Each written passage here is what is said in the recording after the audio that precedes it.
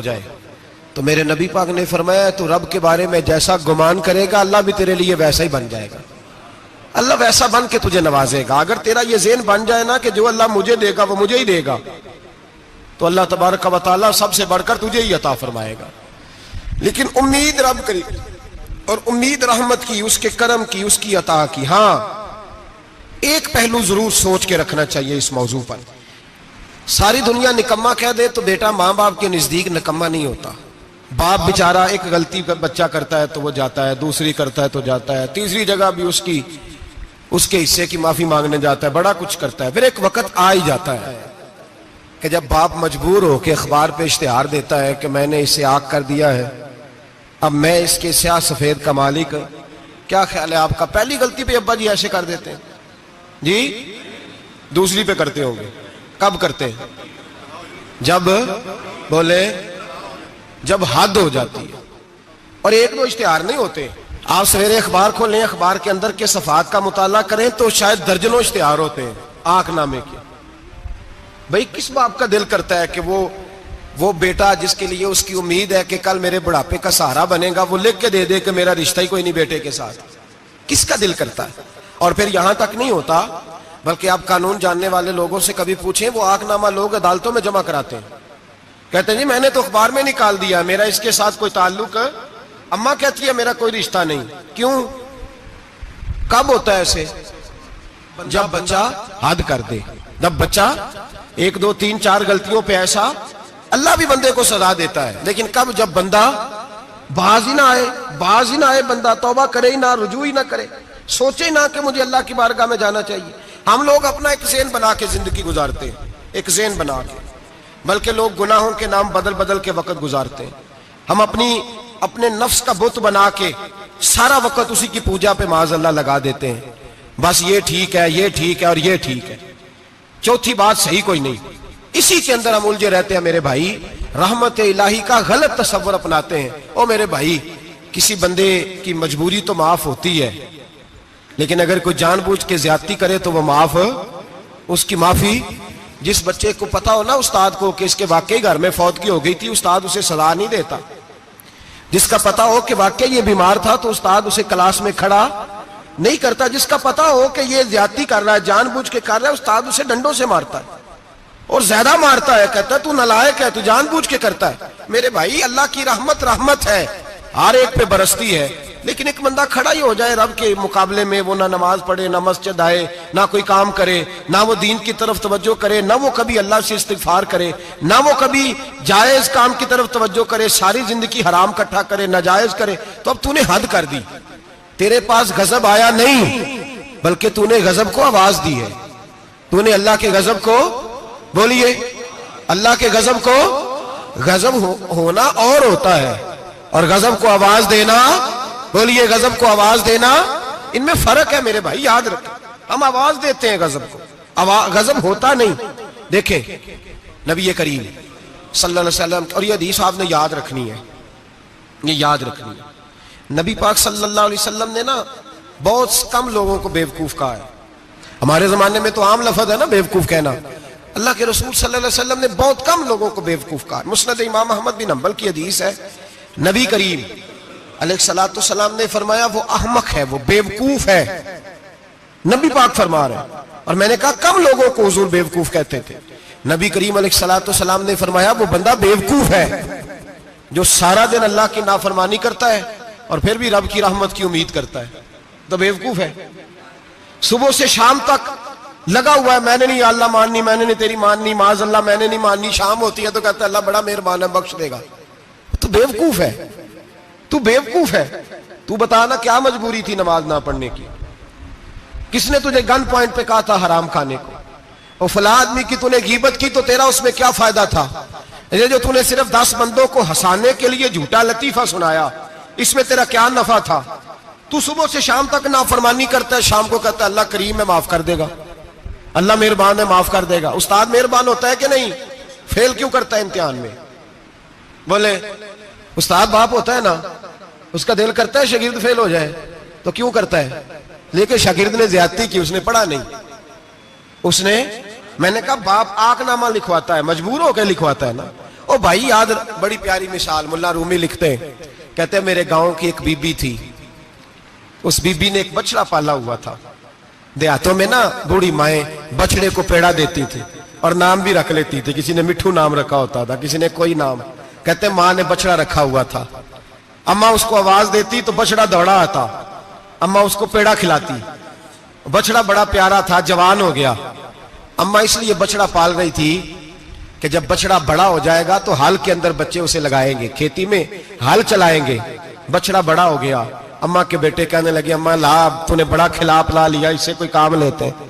हाल के आगे लगाया तो कहने लगा मैंने तो नहीं चलना।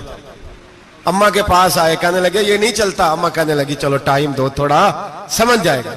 फिर मौका दिया, फिर आए, कहा अम्मा अब तो हमने उसके नाक में नकेल भी डाल दी है, लेकिन अब भी ये हाल में चलने को तैयार है।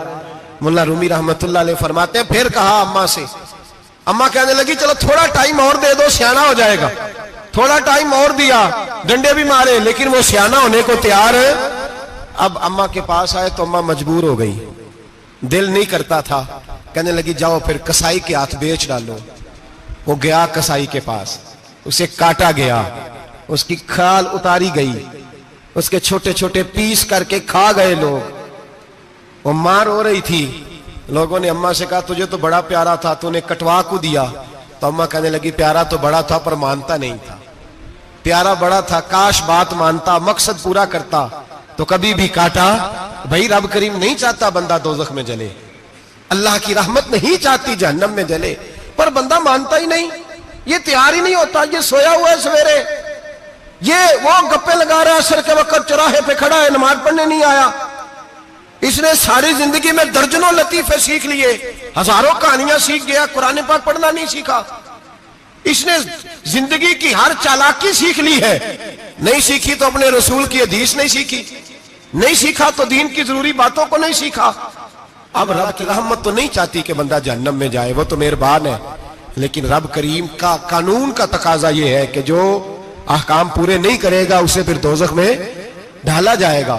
तो हमारे बुजुर्ग फरमाया करते थे असल बात यह है कि अल्लाह नहीं मुसलमान को दोजख में डालना चाहता, मुसलमान अपनी मर्जी से छलांगे लगा रहे, ये खुद छलांगे लगाता, ये बाज नहीं आता। आप यकीन करें, बड़ी जिम्मेदारी के साथ, बड़े खुलूस के साथ और बड़ी दयानतदारी से तजर्बे की बात अर्ज करता हूं। हमारे बहुत सारे गुनाह ऐसे हैं जिन गुनाहों का हमारी दुनियादारी को भी कोई फायदा नहीं, कोई फायदा नहीं हमारी दुनिया को भी उस गलती का। मेरी बातों की समझ आ रही है आप दोस्त? कुछ गुनाह ऐसे, एक तो होता है कि दुनिया का कोई फायदा हो, उस गुनाह में हमारी दुनिया का भी कोई फायदा। जो आदमी झूठे लतीफे सुनाता है, झूठ बोलता है, झूठ कोई फायदा नहीं उसे। लोग 10 मिनट हंसते हैं और बाहर जा कहते हैं यार ये तो कोई गैर संजीदा आदमी, वो अकल ही नहीं। क्या फायदा कमाया उसने, क्या नफा लिया उसने? जो आदमी बढ़ बढ़ के बातें करता है, 2, 4, 5, 10 आदमियों की कीमत कर जाता है, लोग कहते हैं यार बड़ा चुगलखोर है। क्या कमाया उसने जिंदगी में? कुछ हासिल कर लिया उसने? हमारे बहुत सारे गुनाह मेरे भाई वो है जिनका हमारी दुनिया को भी कोई फायदा नहीं। तो क्यों ना हम उन गुनाहों को छोड़ दें ताकि हमारे दीन को तो फायदा हो जाए, दीन को तो फायदा हो जाए। सिर्फ जुबान के जायके हैं, कुछ देर के लिए हमारी तबीयत के तकाजे हैं, 10 मिनट की मुस्कुराहट है जिसके लिए हम अल्लाह तबारक व तआला का कानून तोड़ते फिर जा रहा हूं। मेरे हबीब करीम अलैहिस्सलाम ने मुसलमान को कहा है कि तेरा रब तो चाहता है कि बस तू आ जा, वो तुझ पे रहमत नाजिल कर देगा। आना तो शर्त है कि नहीं? आना तो शर्त है कि नहीं? अच्छा चले ये बताएं, जो आदमी 1 से लेकर 31 तारीख तक ड्यूटी करे उसको तनख्वाह लेने जाना पड़ता है कि तनख्वाह घर आ जाती है? बोल के बताएं। फिर भी जाना पड़ता है, वो कहे मैंने ड्यूटी पूरी की है, फिर भी जाना पड़ता है। ड्यूटी पूरी करने के बावजूद तुझे तनख्वाह लेने, और हो सकता है कि यह भी कहा जाए अभी आई नहीं कल आना, हो सकता है यह भी कहा जाए परसों आना, यह भी मुमकिन नहीं कि फौरन ओ खुदा के बंदे तू आता ही नहीं खुदा की रहमत लेने, तू उसके घर की तरफ रुजू ही नहीं करता, तू तवज्जो ही नहीं करता, तू कहता अल्लाह मेहरबान है। भाई मेहरबान तो है, तू रहमत लेने आया है, तूने को बहाना बनाया उसकी रहमत का। अल्लाह की रहमत कीमत नहीं मांगती, बहाना मांगती है। पर बता ना तेरा को बहाना है कि नहीं? मेरे नबी करीम सैयद आलम सल्लल्लाहु तआला अलैहि वसल्लम ने फरमाया रब कीमत का सवाल और नहीं मांगता। यकीन करें नहीं मांग, बंदे कीमत मांगते हैं। आप 100 दफा मुस्कुरा के बात करें, एक दफा ना करें तो कहते हैं मौलवी साहब अमीर हो गए, अब तो सही सलाम भी नहीं लेते। एक दफा हो सकता है बेचारा पेट में दर्द हो रही हो सकता है घर की को बहुत बड़ी टेंशन हो सकता है कोई मजबूरी हो। बंदे हमा वक्त कीमत मांगते हैं, हमा वक्त आप तंदुरुस्त हैं, हर वक्त आप कीमत अदा करते हैं तो लोग राजी हैं। लेकिन रब कहता तू कोई कीमत ना दे, कोई बहाना ही बना ले, तेरा रब तुझसे राजी हो जाएगा। सुने बड़ी प्यारी हदीस, बड़ी खूबसूरत हदीस, कंजुल माल में दीगर कुतुब हदीस में है। हजरत अबू हुरैरा रदी अल्लाह तआला अन्हु फरमाते एक बाबा जी नबी पाक की बारगाह में आए और जब वो वापस जाने लगे तो मैंने उम्र पूछी तो उम्र थी 96 साल। कहते हैं बुजुर्ग जब आए ना तो ये भवें जो है ना उनकी सफेद होके तो यूं आंखों पे आ गई। बड़ी छड़ी बाबा जी ने पकड़ी हुई और दोनों हाथ पकड़ के ना छड़ी के ऊपर झुके हुए हैं एक जानिब। कुर्बान जाऊं, कहते हैं जब वो बुजुर्ग मस्जिद में दाखिल हुए तो मेरे रसूल ने खड़े होकर इस्तकबाल फरमाया, खड़े हो, और नबी करीम सल्लल्लाहु अलैहि वसल्लम ने आगे बढ़ के बाबा जी को बाजू से पकड़ा और बिठाया। हुजूर बैठ गए। कहा बुजुर्गों कैसे आए हो? तो कहते हैं वो बाबा जी बात करते तो आंख खोल के पहले हुजूर का चेहरा देखते, फिर वो बात करते तो उनके लबो लहजे के अंदर बड़ी परेशानी, बड़ी तकलीफ, बड़ी मायूसी। अर्ज करने लगे या रसूल अल्लाह, हुजूर जिंदगी सारी गुनाहों में बीत गई है, हुजूर गलतियां ही गलतियां, याद माजी अजाब है, यार अब छीन ले मुझसे हाफजा मेरा। अल्लाह के रसूल बड़ी लंबी फहरिस्त है, पाप ही पाप है, काले स्याह दफ्तर है। या रसूल अल्लाह सल्लल्लाहु अलैहि वसल्लम जब पलट के देखता हूं हुजूर मुझे नेकी दिखाई नहीं देती। हुजूर इस उम्र में आपका एक सहाबी मिला है, उसने बात समझाई है तो थोड़ा ख्याल आया है, लेकिन या रसूल अल्लाह सल्लल्लाहु अलैहि वसल्लम अब मेरा वजूद बेकार हो गया है, हुजूर बूढ़ा हो गया हूं। 3 बातें कही बुजुर्गों ने और निराली कही। कहने लगे या रसूल अल्लाह सल्लल्लाहु अलैहि वसल्लम, हुजूर अब तो मेरी कमर भी सीधी नहीं होती कि मैं नमाज ही सही अदा कर सकूं, बूढ़ा हो गया हूं। या रसूल अल्लाह सल्लल्लाहु अलैहि वसल्लम अब मेरे अंदर ताकत नहीं कि मैं मेहनत मजदूरी करके सदके और खैरात दे सकूं। या रसूल अल्लाह सल्लल्लाहु अलैहि वसल्लम अब मैं तलवार लेके जिहाद भी नहीं कर सकता। हुजूर ना मैं लंबी नमाजें पढ़ सकता हूं, आका ना मैं सदकातो खैरात दे सकता हूं, महबूबा ना मैं दीन के लिए कोई जिहाद कर सकता हूं। बेकार वजूद है, बेकार वजूद को तो घर वाले बर्दाश्त नहीं करते, बच्चे दुआ करते हैं या अल्लाह अब्बा जी को पर्दा दे दे, अम्मा को पर्दा दे दे, बेकार हो गया हूं और आज आया हूं तो मुझ बेकार को मेरा रब कबूल कर लेगा। आज कलमा पढ़ूं तो बेकार हूं, किसी काम का नहीं, ना नमाज ना सदकात ना जिहाद, कबूल कर लेगा। हजरत अबू हुरैरा फरमाते हैं जैसे बरसात में बारिश की झड़ी लगती है, यूं मुस्तफा की आंखों से झड़ी लग गई। हुजूर खुल के रोए, खुल के। और मेरे हबीबे पाक ने फरमाया बुजुर्गो बड़े मुजाहिद हैं, दीन के लिए जिहाद करने वाले बड़े हैं, रब करीम को आपकी तलवार की इतनी हाजत नहीं। और फरमाया उसके खजाने कोई खाली तो नहीं कि आप ही गोया सदका देंगे तो भरे जाएंगे। और फरमाया फिर रब करीम की शान में इजाफा नहीं करती इबादतें, वो तो बंदे को नफा देती हैं।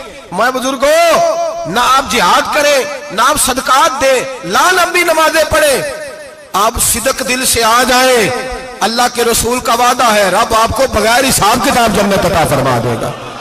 आना तो शर्त है कि नहीं, आए तो सही, ना पहुंचे तो सही, आ जाए, उसको नहीं आदत सदका तो खैरात की जिहाद की तबलीग, आए तो सही ना। मेरे हबीब ने फरमाया बंदा जब रो के कहता है ना या अल्लाह गलती हो गई माफ कर दे, फरमाया मेरा मालिक उसे फौरन ही माफ फरमा देता है। तू आ तो सही, तू आता ही नहीं, तू आ ही नहीं रहा, तू घर में बैठा हुआ है, तू सोया हुआ है, तू दुकानदारी कर रहा है, तू पैसे गिन रहा है, तू आया ही नहीं, आ तो सही। बल्कि मेरे नबी पाक फरमाते हैं जब अल्लाह पाक का भागा हुआ गुलाम आता है फिर तो अल्लाह ज्यादा राजी होता है, फिर तो अल्लाह ज्यादा राजी होता है, ज्यादा राजी होता है। तो आ तो सही, पहुंच तो सही।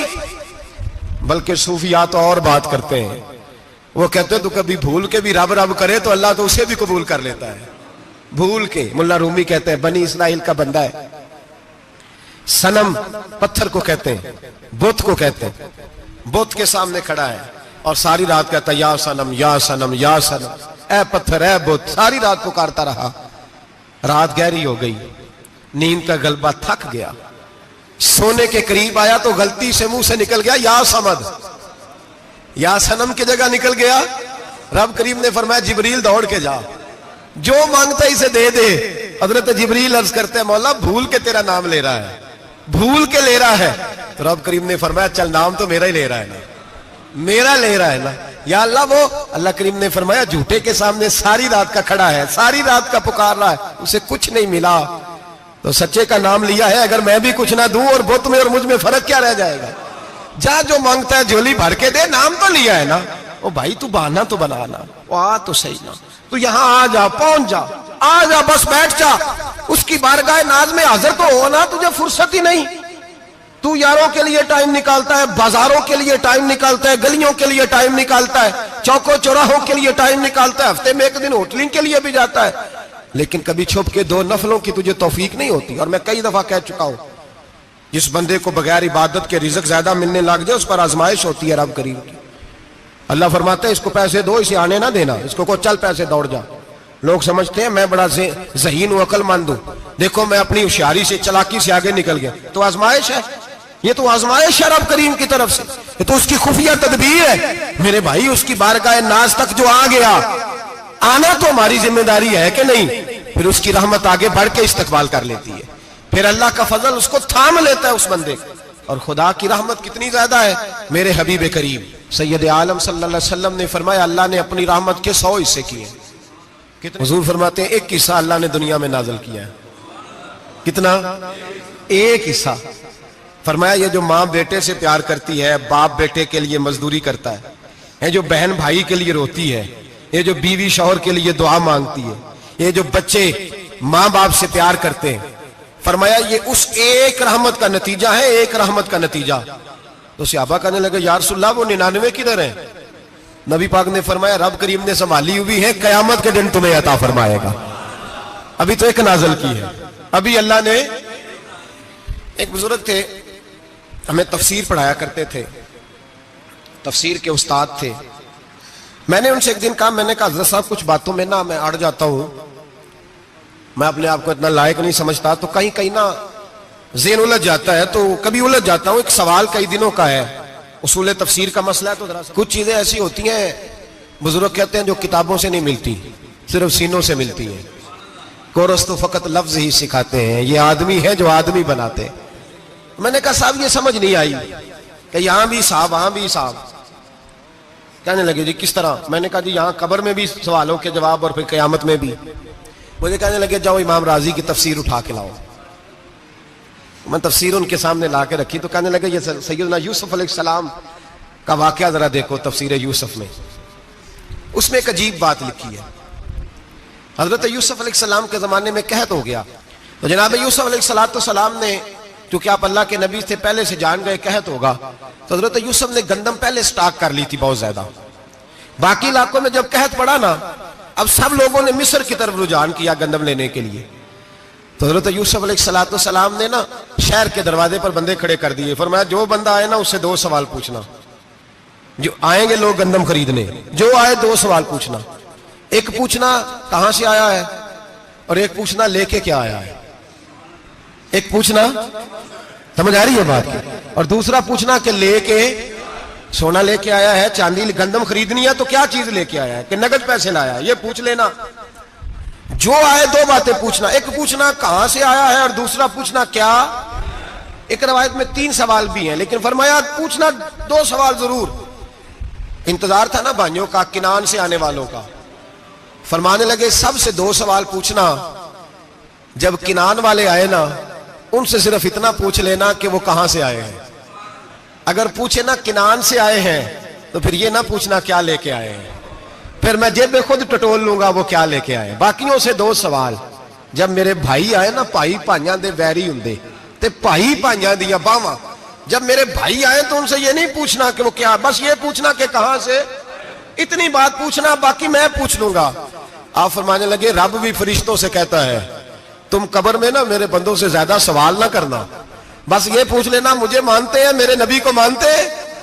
कब्र में तुम इतने सवाल पूछ लेना, बाकी लेके क्या है वो मैं खुद ही पूछ लूंगा। फरिश्तों के सामने रब करीम अपने बंदे को बेआबरू करना, बस तू ये बता दे अल्लाह रसूल को मानता है कि नहीं।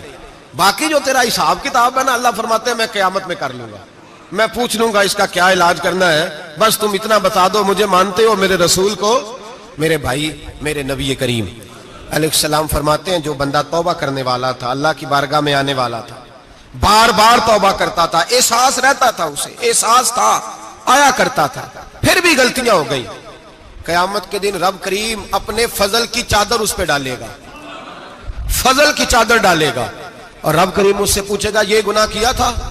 और नबी पाक फरमाते हैं उसने बड़े भी गुनाह किए, अल्लाह छोटे छोटे गुनाहों के बारे में पूछेगा।